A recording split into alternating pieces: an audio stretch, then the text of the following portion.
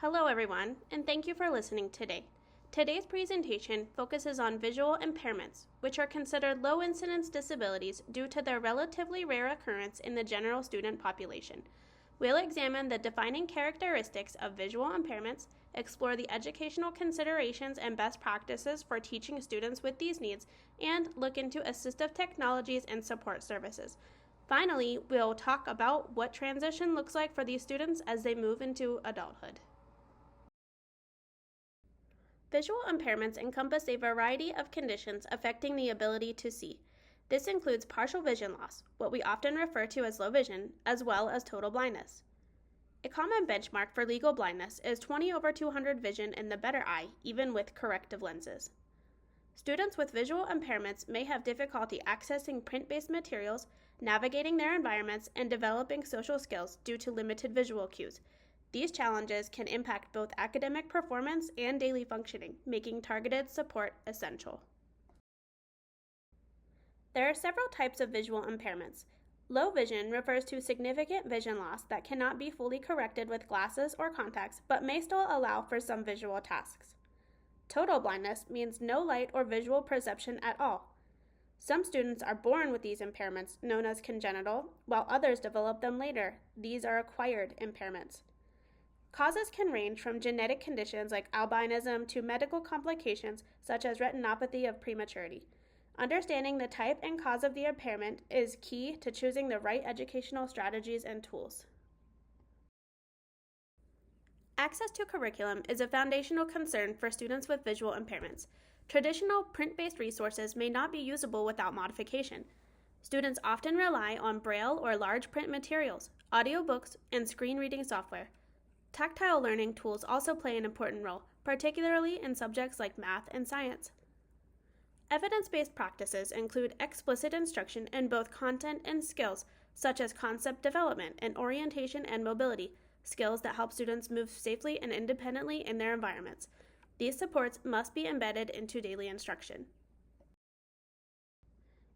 In keeping with the IDEA guidelines, students with visual impairments should be educated in the least restrictive environment, which often means inclusion in general education classrooms with the right supports.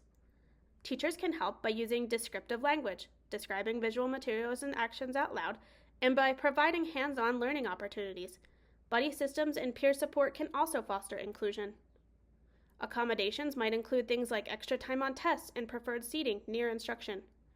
Finally, classroom layout matters.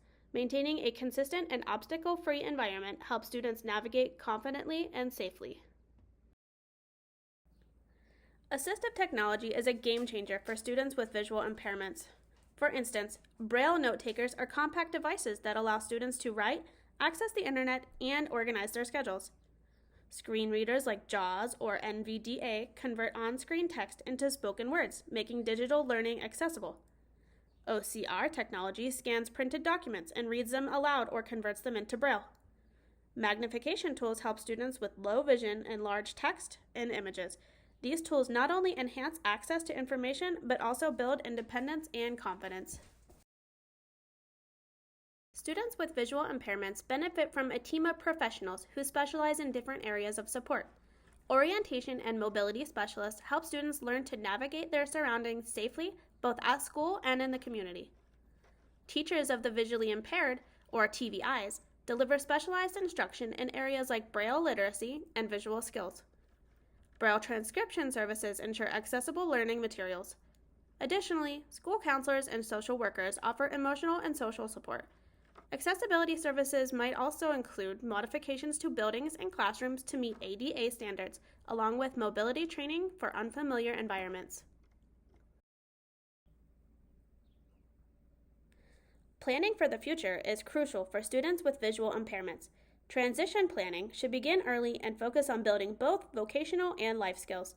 This includes job training, internships, and possibly supported employment where a coach helps the individual succeed on the job.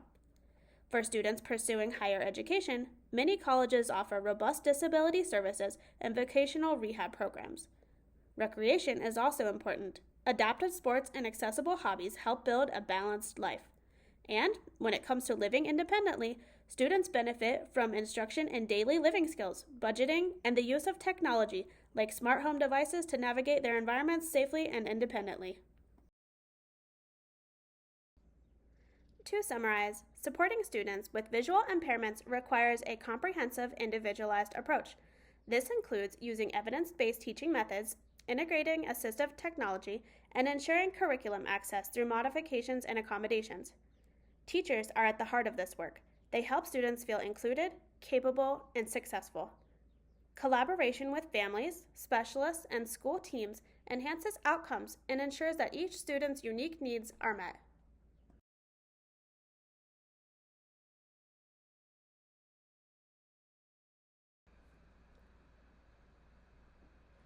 Here are the references used to inform this presentation.